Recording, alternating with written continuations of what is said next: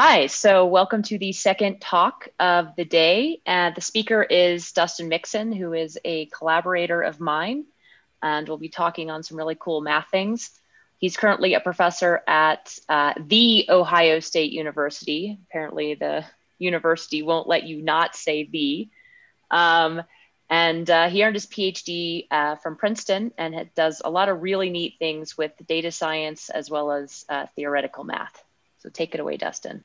Cool. Thanks for having me. This IK stuff, it's my first time and it's pretty awesome. It's like very different from things that I normally do. It's really cool to see a lot of different things interacting together. So I really appreciate the invitation to speak here.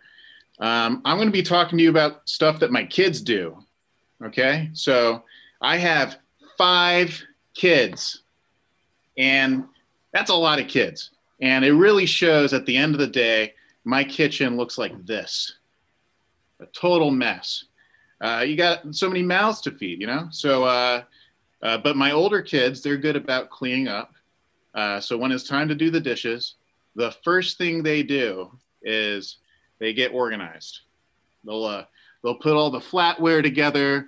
They'll put all the bowls of similar shape together, the cups somewhere else, the cooking utensils, etc. They're doing a fundamental thing called clustering. Maybe they'll grow up to be data scientists. Who knows? We're going to talk about clustering today. So the task is you receive a bunch of data and you're trying to cluster that data into similar groups. Okay? So why would you do this? Well, there's lots of reasons to cluster data. Let me tell you a few reasons. Segmentation. Let's say you have an image and you want to figure out what parts of the image capture different types of things. Okay, so down here there's a couple of horses in a meadow. Looks like a really pretty scene. Image segmentation is asking the question, which of these pixels are horses and which of these pixels aren't? Stuff like this. You don't tell the algorithm that it's looking for horses. You just ask it to separate the image into different collections of pixels. Here's a slide of some biomaterial, right? And we're trying to separate it into different types of pixels. The clustering is a tool that will allow you to do something like this. Another application is quantization. Maybe you have a bunch of data in some high dimensional space. And you're interested in thinking of that data as a distribution. So a huge scatter plot in high dimensional space. What does a random point from that distribution look like? So quantization allows you to pass to a much smaller subset.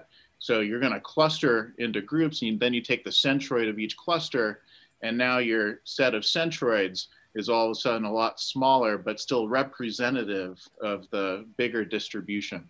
Quantization provides some performance guarantees that a random sample wouldn't. Some good stuff there. So another application is parallelization. Like my kids trying to wash the dishes, it's a lot easier to wash a bunch of flatware than it is to wash a fork and then a bowl and then a pot. Like, keep it simple. Do a bunch of similar tasks in a similar time frame. In the case of data science, it's not uncommon to want to train a classifier to do a thing. But in order to train a classifier, you need a huge training set, and you need labels for that training set. So I give you a bunch of pictures of cats and dogs that I scraped from the internet. In order to train a classifier, these images need to be labeled. Like, I'm trying to teach a machine to tell the difference between cats and dogs. When I show him a picture of a dog, he needs to know that that's a picture of a dog. It needs to be labeled with the word dog. But how do I get those labels? Well, I could recruit a bunch of people to painstakingly go through each individual picture and decide whether it's a picture of a cat or a dog, and eventually label the entire training set. Another thing I could do is just cluster the images and then assign each person to his own cluster. And since most of the pictures will be one type or the other, it'll be a lot easier to label all of them or almost all of them as dogs or cats.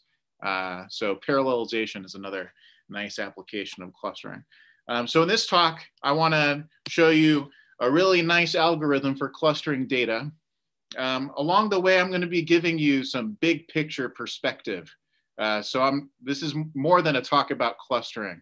There are some big general ideas that you might be able to take to your particular problem. This is not just a clustering talk. It's much more than that.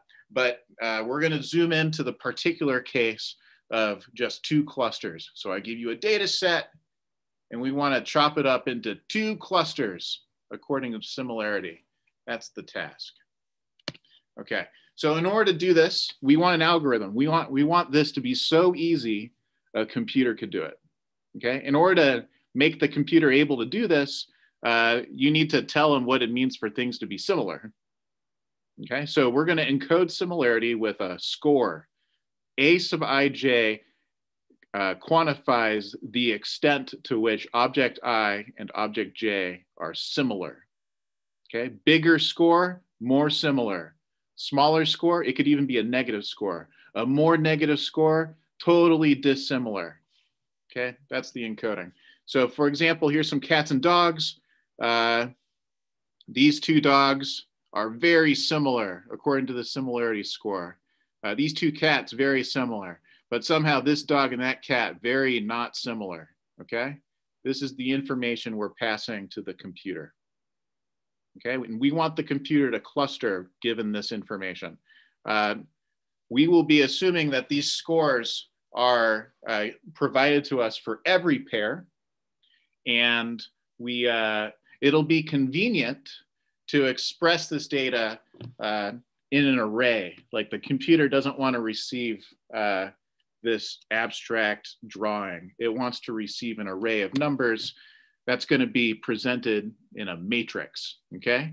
So the ijth entry is the score of similarity between object I and object J.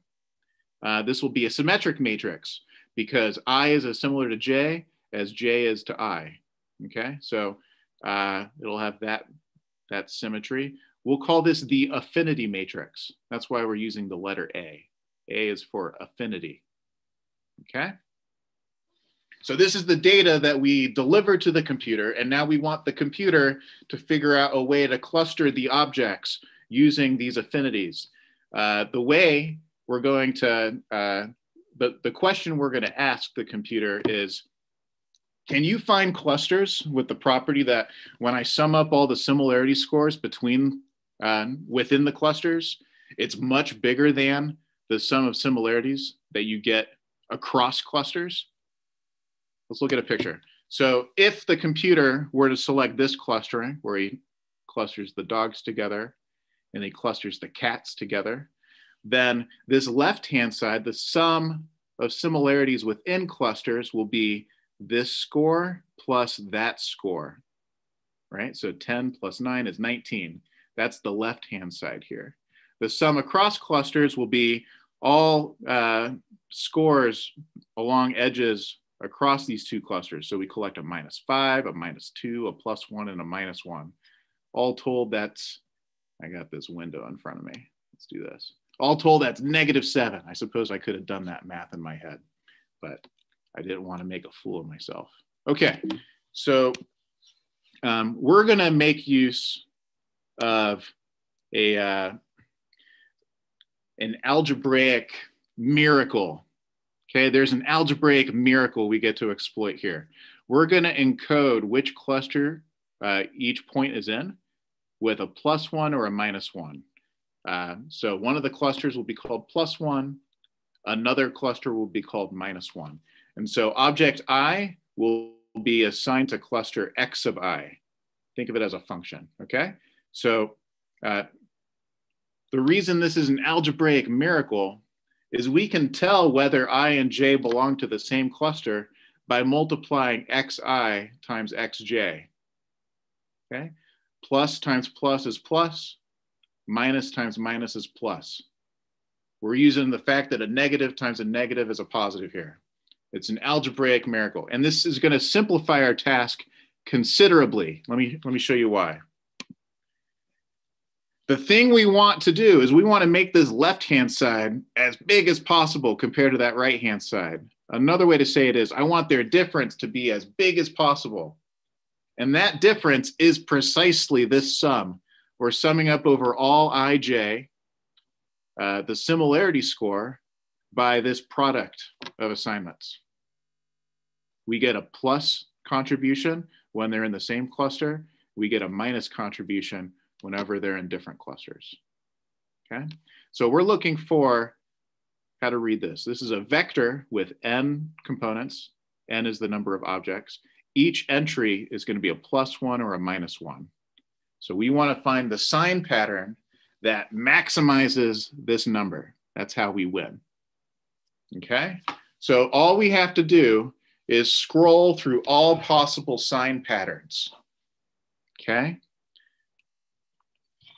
Unfortunately, that's darn near impossible for even a reasonable number of objects. Once you have at least 300 objects, you're going to have 2 to the 300 different sign patterns to scroll through. That is ridiculous. That's more than the number of atoms in the universe. You don't have time to count atoms in the universe, so you're not going to have time to scroll through all of these sign patterns. This is not what we're going to do. We're going to do something smarter than that, okay? This is the first big idea, okay? So pay attention. First big idea. We're going to relax the problem. So instead of scrolling over this discrete collection of sign patterns, we're going to look at a bigger continuous set that these sign patterns belong to. And then that'll allow us to do optimization over a continuous set. So we could use tricks from calculus to solve that sort of problem, okay? Now the optimizer we're expecting over the continuous set, we're expecting that to not reside in our original discrete set. So we have to round. We'll be rounding to the nearest discrete point afterwards, okay? So we're gonna relax and then we're gonna round. Here's a picture to kind of illustrate what's going on here. Suppose we want to maximize a function that's defined over integers from -10 to 10. Here's a graph of that function. So at -10, the function is 0.5 something. At 0, the function is close to 1, something like this. This is maximizing over a discrete set. If we wanted to relax, we could relax to the interval from -10 to 10 and look at what the function looks like over the entire interval. We get a graph like this, okay? So now we want to optimize over just the interval. So forget about the original discrete set. Let's maximize over this continuous set. We could use tools from calculus, like take a derivative, set it equal to 0 to find critical points, yada, yada, yada. After that rigmarole, you end up with this point, okay? So that's the maximizer over the relaxation, over the continuous interval. And now we compare back to the question we were actually asked to solve, which is to find the maximizer over this discrete set. And what we realize is, hey, that red point is super close to that black point. So let's select that point as, we don't know if it's the maximizer, but it's going to be close to whatever the maximizer is. Like the value is pretty good, okay? That's the philosophy here. Relax and then round, okay? First big idea. There will be more big ideas, but that's the first one. Okay. So in our example, we're trying to maximize overall sign patterns, okay? But every sign pattern has the property that, well, +1 and -1, if you square either of them, you get 1. And so if you sum the squares of all these +1s and -1s, well, there's n of them. So I'm just going to get n. Okay, so every sign pattern has the property that the sum of the squares equals n. Let's relax to the entire sphere of points for which the sum of the squares equals n. So in the case where n equals 2, we have these 4 different sign patterns we're interested in, but the relaxation is the entire circle of radius square root 2. Okay, so instead of optimizing over this discrete set, we will be optimizing over the continuum, the entire sphere. But by passing to the continuum, we get to leverage calculus. Okay, and I want you to think of calculus as easy. Much easier than scrolling through all atoms of the universe, for sure. Okay, so we're going to open up some notation. The next slide is going to get a little mathy. So fear not, I will guide you through the math. It's going to be okay. We are trying to maximize this quantity subject to the relaxed constraint that the sum of the squares equals n. We actually care about x being an arbitrary sign pattern, but we've relaxed it to the sphere, okay? So in practice, how would you maximize something like this? Well, what I would do is I would guess some rando point on the sphere, like that one, x, okay? And then I'll think to myself, is this optimal? Well, can I nudge it a little bit to make it even better? Is there a nearby x that has a bigger score, a bigger f of x than what I'm looking for?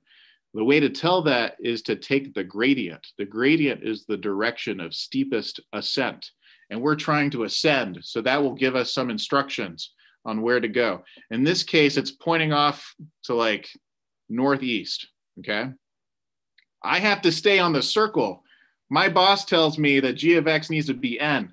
I need to be on this sphere. So I'm not going to go off and travel off of the sphere. Instead, I'm going to travel along the sphere, but morally in the direction of the gradient. So the gradient's basically dragging me. I want you to think of me somehow being stuck on a circular track, and then the gradient has like a leash on my neck, and he's trying to rip me off of the track or something. He's just dragging me along this circle until finally I can't move anymore. He's trying to pull me normal to the circle. I can't move. You're hurting my neck. Knock it off. This is what the maximizer is going to look like. Okay. So in general, there's a feature that happened here. We got to a point where the gradient is normal to the constraint. Okay. In general, if you're the maximizer, then it's necessarily the case that the direction of steepest ascent will be normal to the constraint. And this is known as Lagrange multipliers.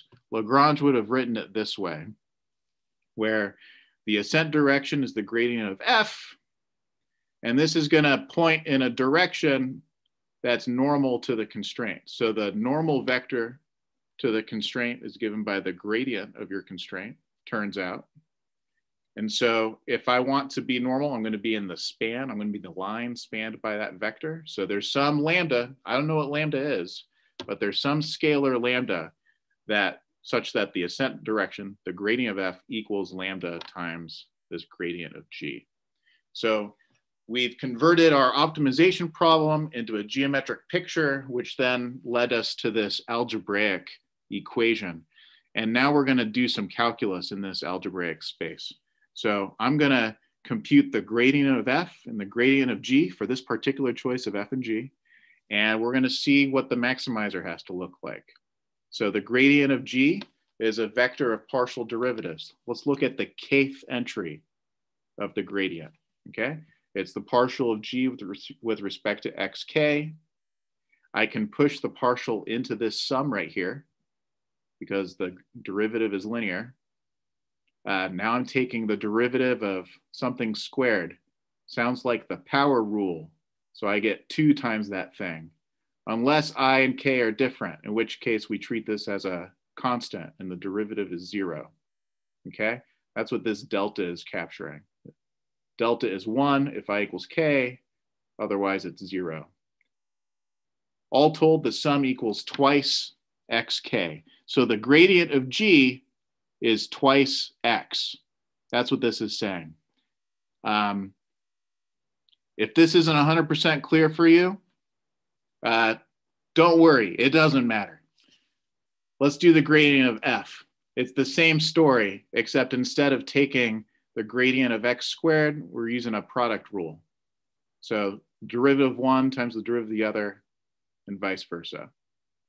You smash this together, now you're getting that the gradient of f is twice a times x, okay?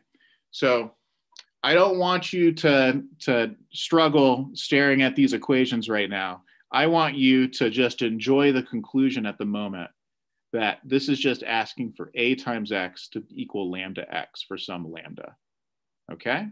And I also want you to appreciate that you could have come up with this equation on your own, given enough time, okay? It is just calculus, okay?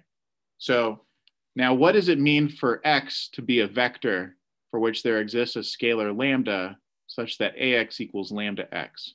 Well, if you take in linear algebra, that's the definition of an eigenvector. So we just distilled something out of our problem. We found that the critical points of our relaxation are precisely the eigenvectors of our affinity matrix, okay? So we started with a clustering problem. We described this as a discrete optimization. Then we relaxed it to a continuous optimization problem, which we can solve using calculus.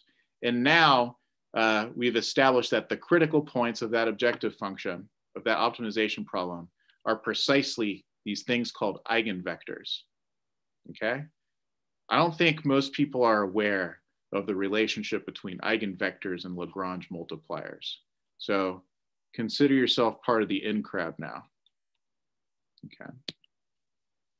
So after you find critical points, you need to compare critical points to see which one's the actual maximizer. So you need to plug them into your objective function and see what pops out. In this case, it turns out that the objective function at your eigenvector is just the eigenvalue times n. So the maximizer is the eigenvector with the biggest eigenvalue. You're just comparing eigenvalues. So that means it's super easy to solve our problem. We don't even need to do gradient descent. We can just grab the top eigenvector of your matrix, and that's the maximizer for our relaxed problem. Once you find that maximizer, you're not done yet. You just found the maximizer of the relaxation. Now you need to round. So you have a vector, and you want to find a nearby vector of plus minus ones. It's super easy to do that. You just take the sign pattern of your vector. If the ith entry of x is positive, you convert it to a plus sign. If the ith entry of x is negative, you convert it to a minus sign. And this is spectral clustering. This whole concept of relaxing and rounding, specifically in the case of clustering, where you have an affinity matrix and you realize it's really just an eigenvector problem. It's a two-step algorithm. First, you find the top eigenvector of your affinity matrix. Second, you grab the sign pattern of that vector and cluster your objects accordingly. Okay? Spectral clustering.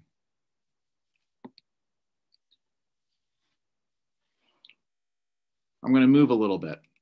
So let's talk about a very common case.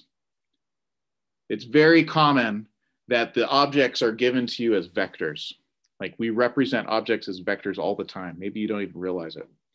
Like I give you a digital image and I call it an object. A digital image is just a vector of pixel values. Okay.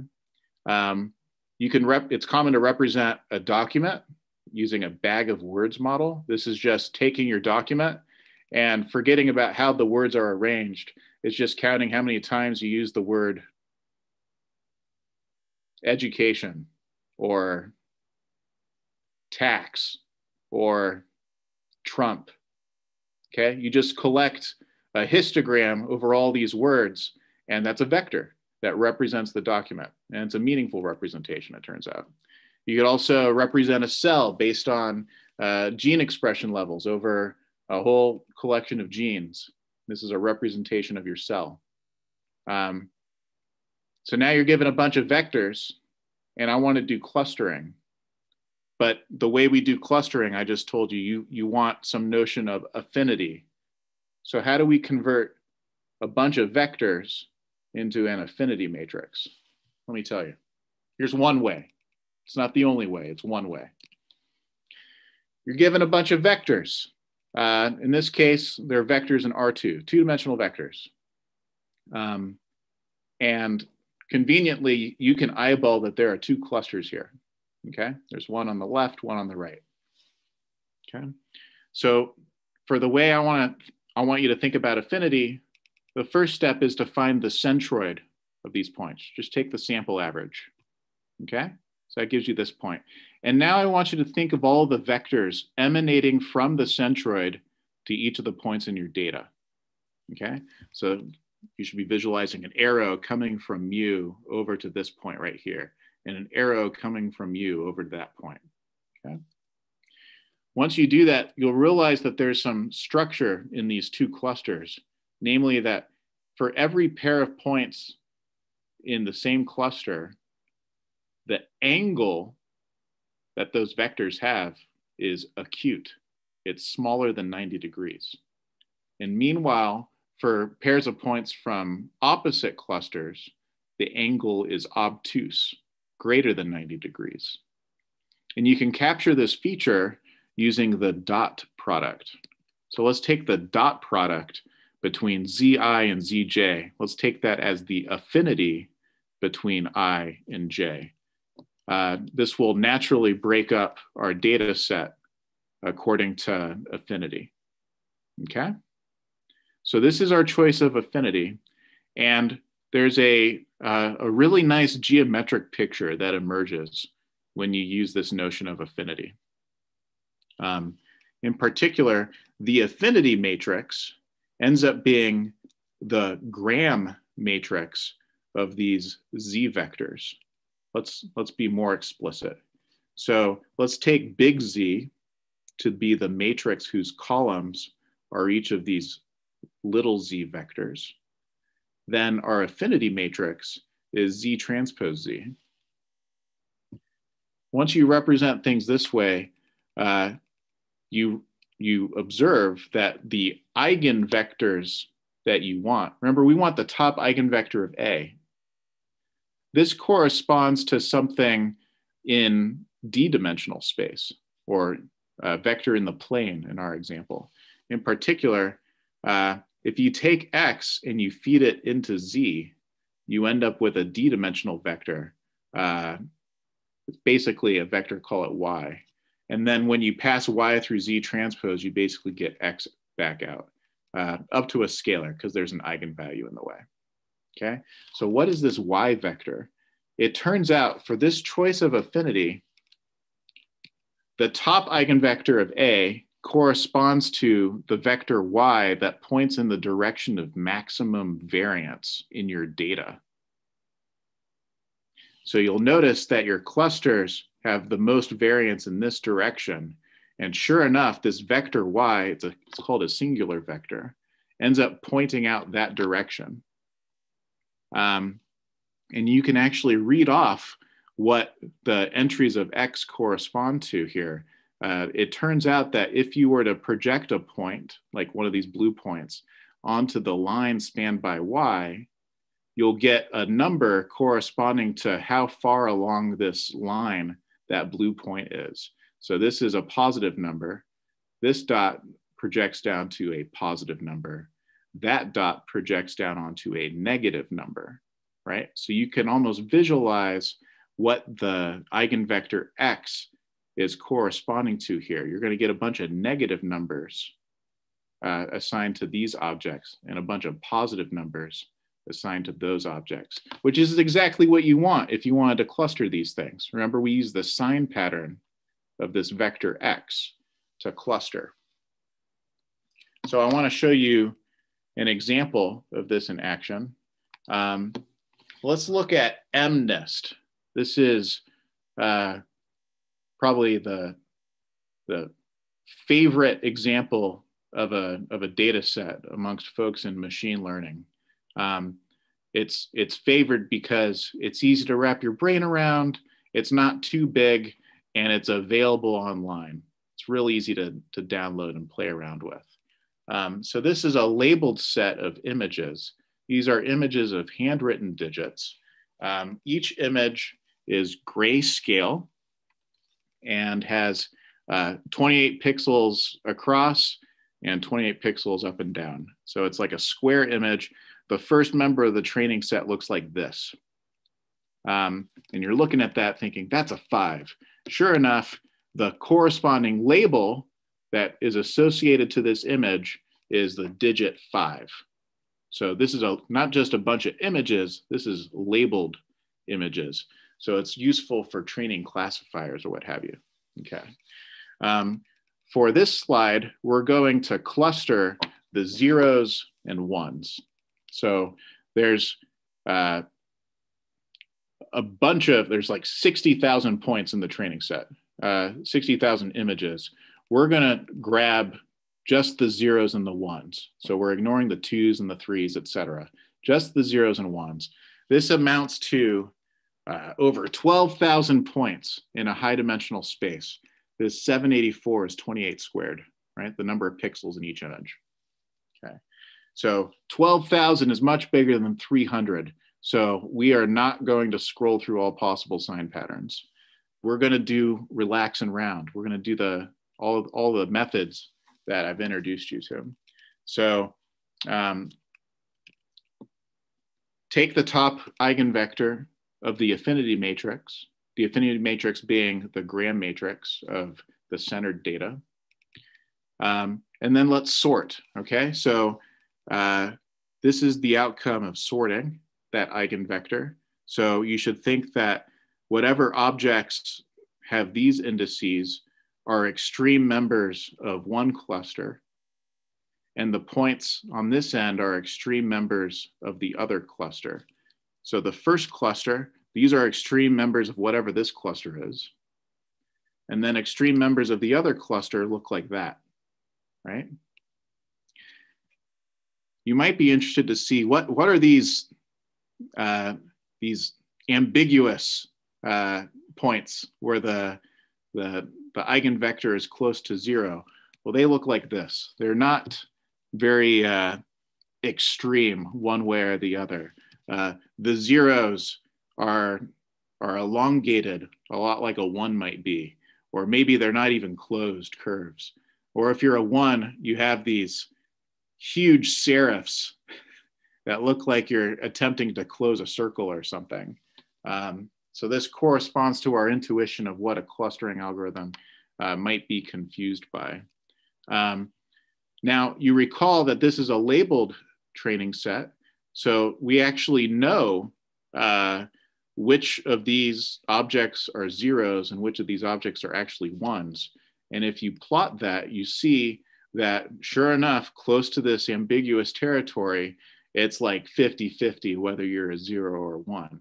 But the smaller your eigenvalue entries are, the more certain we are that you're a 0, and the bigger, the more certain you are it's a 1. So kind of a nice story there. There's a bigger picture at play here. It's not just clustering with 2 clusters. You can cluster with multiple clusters using essentially the same approach.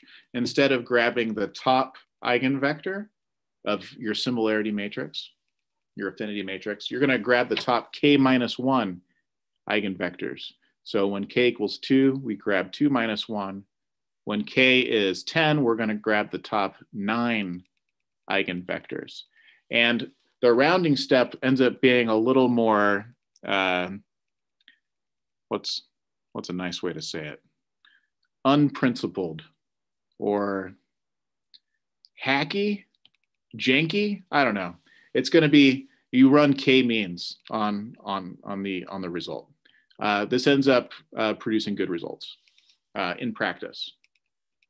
There's also a story with principal components. I showed you the geometry. There's a dual picture to eigenvectors of the affinity matrix,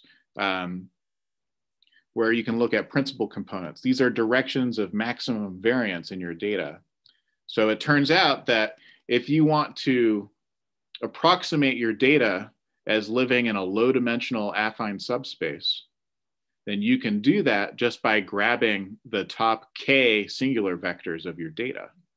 So you remember that the top singular vector pointed in the direction of maximum variance.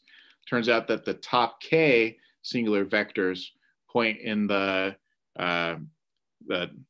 point out the k-dimensional subspace that maximizes total variance as well. So this is the best way to reduce dimensionality in a way that preserves variance. So you end up throwing away all of the small variance directions in your data. And it ends up being useful for compressing your data, also for saving signal if you want to do certain machine learning tasks. So I've talked about a few big picture items like relax and round and using singular vectors for various things. There's a bigger story happening where there's a bunch of different tasks that you want to do with data. And it turns out for a lot of these, you can use the same types of moves in order to do amazing things. I want to point out a couple of recent things I did in the directions of transfer learning and feature selection. Okay, so is there a question? There's one question.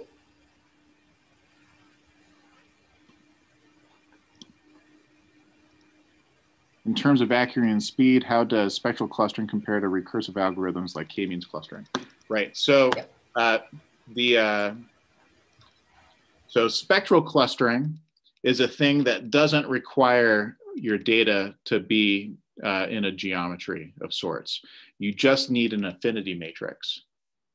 So if you're going to do k-means clustering, your data has to be sitting in Euclidean space. Yeah, so spectral clustering does not require that. At the same time, you can convert a geometric clustering problem into a spectral clustering problem like I did, where you take the affinity matrix to be the gram matrix of your centered data. If you have more than 2 clusters, then there's something of a self-licking ice cream cone that emerges, where you convert it to a spectral clustering problem, but then in order to get a clustering, you need to run k-means anyways. So in terms of speed, it's definitely slower because you're doing an eigenvector problem before you run k-means anyways. For the case of 2 clusters, you can, so 2 clusters where your data is already in the plane and you want to do spectral clustering, it feels like spectral clustering would be slow because you're finding an eigenvector of a big matrix. But you're actually finding an eigenvector of a low rank matrix. It's going to be rank at most 2. And you can use that in order to speed up the power iteration that you use. So it ends up being roughly linear in the data, which is also what k-means, how k-means scales. It's going to be linear in the data. So the run times will be comparable in the case where you can actually run either algorithm. Good question. So now I want to dip our toe into the pond of transfer learning and feature selection. So let's open up those stories. Transfer learning. So this is a particular problem that I worked on that the Air Force cared about, okay? They wanted to train a classifier on certain data. The data is they have an aerial image of a vehicle that is taken, it's a synthetic aperture radar image. So it doesn't look like the sort of pictures you see on Instagram. It's going to be some weird black and white rendering of the scene using synthetic aperture radar imagery. And we want to convert that image into a label, specifically a vehicle type. So it's not unlike MNIST, where you want to train a classifier maybe that looks at a picture of a handwritten digit and converts it to a label that says this is a picture of a 1. In this case, it would be this is a picture of a Ford Camry, or I don't even know if that's a thing. Ford Taurus, that's a thing. Okay, so they did this. They tried to do this by flying an actual airplane in the air with synthetic aperture radar, picture taking capability, some engineering speak. And they took hundreds of pictures, okay? And all the pictures looked like this. They had pictures of, these are different types of vehicles. Maybe you can't tell, but there are imagery analysts that are trained by the Air Force that can apparently tell the difference between these vehicles, okay? So they trained the classifier using the latest and greatest methods like deep learning and all of this stuff. And they achieved a whopping 60% accuracy, okay? So there are like, I think there are 10 different vehicle types they were looking at. So 60% accuracy is not very exciting. And the culprit here is that their training set had size 100, okay? This is something that deep learning is really exploiting, right? They love having big data sets so that they can train all of these hyperparameters that make a super awesome classifier, okay? So hundreds of pictures might be the best you can do if you're blowing thousands of dollars flying an airplane around in the air. But if you want to perform like Snapchat, right? Snapchat gets 1 billion pictures every day of people trying to make their face look like a cat or something, right? Like they have access to so much stuff, so much data. It's beyond comparison. So what can you do? Well, this is what they did. They paid an engineer a full year's salary to do one thing, and that is build CAD models for each of these types of vehicles. There's 10 types of vehicles. He painstakingly built a CAD model for each vehicle and then simulated the physics of synthetic aperture radar in order to create images using the CAD model that the computer generates, okay? These are simulated images. And because they're simulated, it's super easy to just press enter and make a new picture, right? So they're able to get thousands of examples with this training set. And you can train a classifier on top of that. So you train a classifier on all of this simulated imagery, and then you test it on the real world images that they painstakingly flew an airplane around to take pictures of, okay? What could possibly go wrong? 20% accuracy. What happened? What the heck? Let me tell you what happened. There are features that reveal what these pictures are pictures of. These are features that the neural net was zeroing in on in order to classify. But those features are not present somehow in the original pictures. There's something that we can't see. I'll make a note. The imagery experts that can tell you what each of these pictures are pictures of, if you give them a random collection of real images and simulated images, they can't tell you which is which.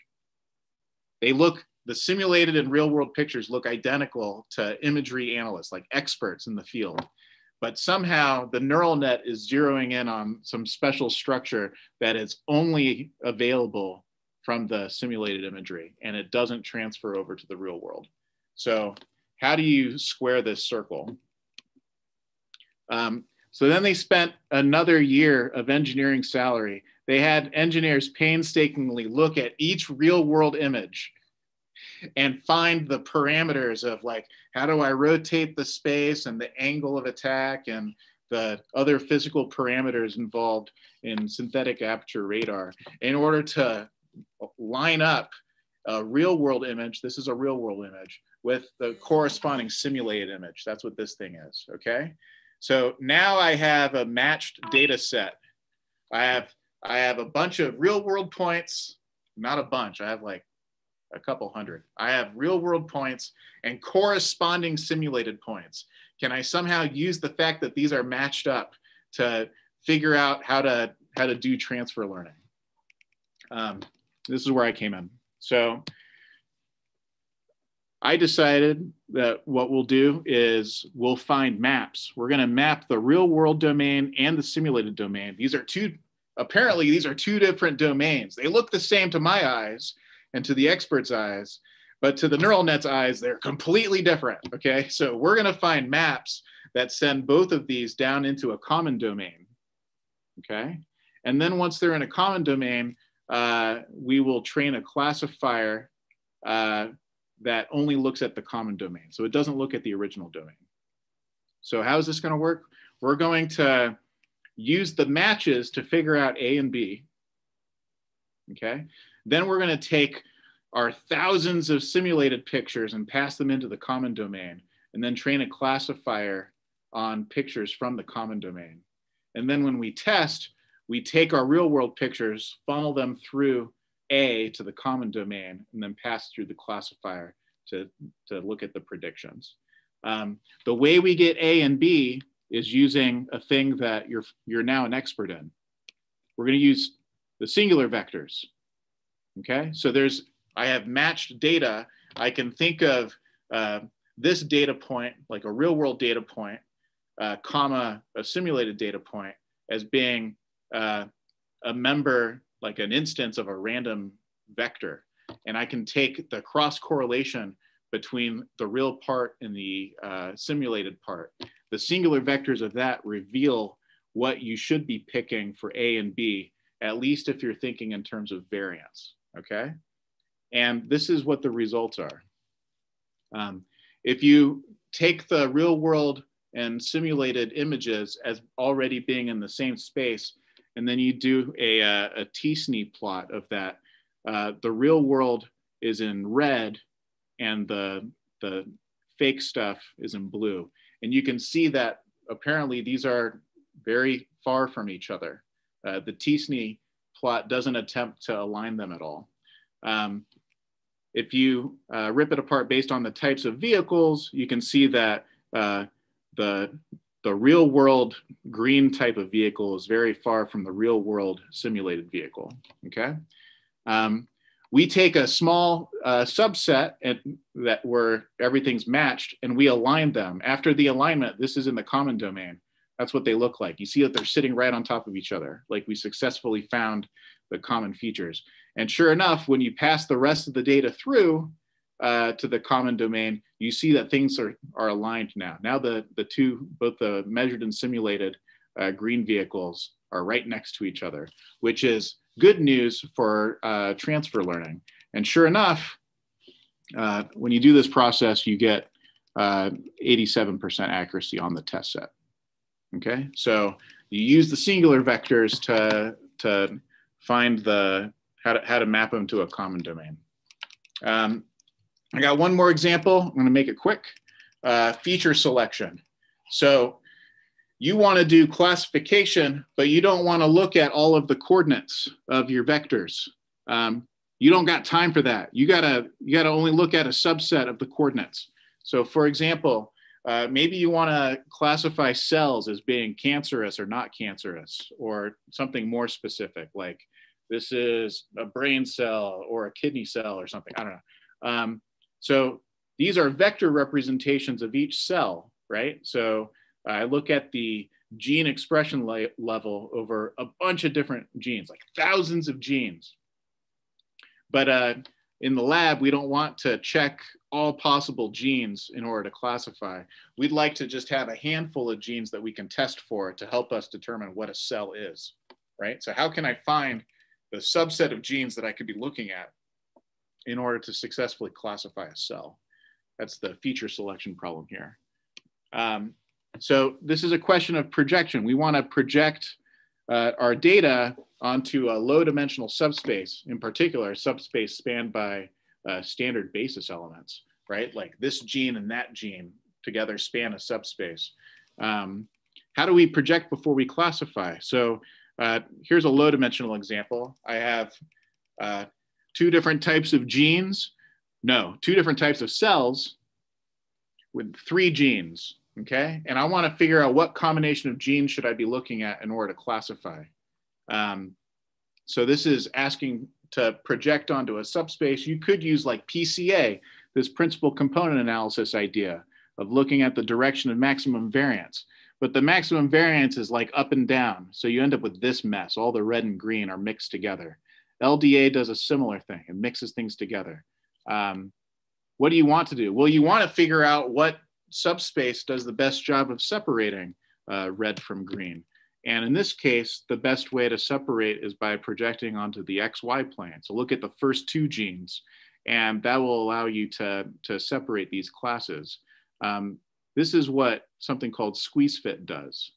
Okay, let me explain squeeze fit.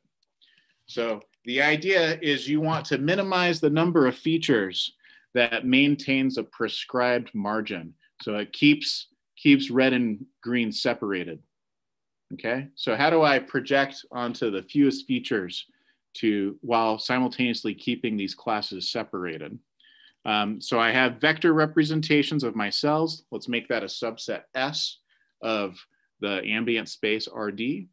I also have a labeling function that tells me the type of cell X for each X and S. What we want to do is we want to minimize the number of coordinates subject to winning. So we're going to keep coordinate I if WI is 1. And otherwise, we're going to throw it away, in which case WI is 0. Okay, so we want to minimize the number that we keep. That's just the sum of the WIs. And then after projecting, the distance between cell X and cell Y is obtained by the Pythagorean theorem. You just take the sum of the squares of the differences in the coordinates that you keep. Okay, so that's what this is capturing. And we want the distance to be at least m, provided X and Y have different cell types. Okay, so the big move here is, well, I don't want to scroll through all possible 0, 1 vectors. Instead, I'm going to relax. So instead of insisting on it being exactly 0 or exactly 1, I'm going to let it be any number on the interval from 0 to 1. So I allow for real numbers. So this is a by and round trick. This ends up being something called a linear program, which can be solved efficiently by a computer. Like there exist algorithms that are about as fast as inverting linear systems that can solve linear programs. So for that reason, it's scalable. So you can actually run this on real world data sets. And we did. This is a t-SNE plot of what you get after projecting onto 10 marker genes that are identified by squeeze fit. And you can see that the different cell types are generally separated accordingly. 15 marker genes and 20 marker genes. We asked experts how many genes they wanted in order to be able to, for the separation to be good enough. And they were satisfied by 20 markers for this data set, whereas the state of the art would have required 48 markers. So a savings of more than a factor of 2. Okay. So relax and round is pretty dope. Big picture, what have we talked about? We've done a lot, but I want to put a button on it. So I find that a picture is useful for this summary. We started by trying to solve a clustering problem, like my kids can do. We formulated it as an optimization problem. We introduced the idea of relax and round. This is a big idea. If you don't remember anything, remember relax and round, okay? We also formulated the problem involving Lagrange multipliers after passing to the continuous problem. this led us to eigenvectors. It just fell out of the sky just by solving this one problem. We identified eigenvectors with a relationship with singular vectors that point in directions of maximum variance. This gives us tools for dimensionality reduction. And then we, through the tools that we observed at other problems in the field of machine learning. This map, this graph, this network, kind of shows that there's this web of ideas that are interrelated, that are all individually useful, and they talk to each other and end up making awesome conclusions. It kind of seems to me like a microcosm of IK, based on the talks that I've seen so far, like all these disparate ideas just coming together and forming this beautiful harmonization of sorts that brings the world forward. So that's the talk. If you're interested to learn more, I have some lecture notes on linear algebra that take this real world approach to problems and like distills the math from them. I have some lecture notes for graduate students on spectral, convex, and probabilistic methods in data science. So a lot of the sorts of ideas that I presented here appear throughout these notes. And then if you want to know more about transfer learning or that feature selection problem, you can check out these papers. That's my talk. Cool, thank you. So I didn't receive any further questions, but yeah, thanks a lot for this really, really interesting talk. And if you have time, we can meet in the speaker's corner to talk about some topics. Sounds good. Thank you much. There is a question by Benjamin. Could the affinity matrix A be that of a graph? And could it be negative definite? Yeah, so the affinity matrix for a graph, it ends up being useful to make the diagonal of a graph is normally just going to be 0. But if you bump up the diagonal so that there's more substantial contribution, so instead of just taking the adjacency matrix, you take the adjacency matrix plus enough of the identity, maybe 100 of the identity, then it resolves both problems that you're thinking about. It ends up being useful to think in terms of an affinity matrix for the graph. And then it also precludes this negative definite problem because you're shifting all of your eigenvalues to be sufficiently positive. So yeah, the affinity matrix formalism ends up working for graphs as well. Mm-hmm.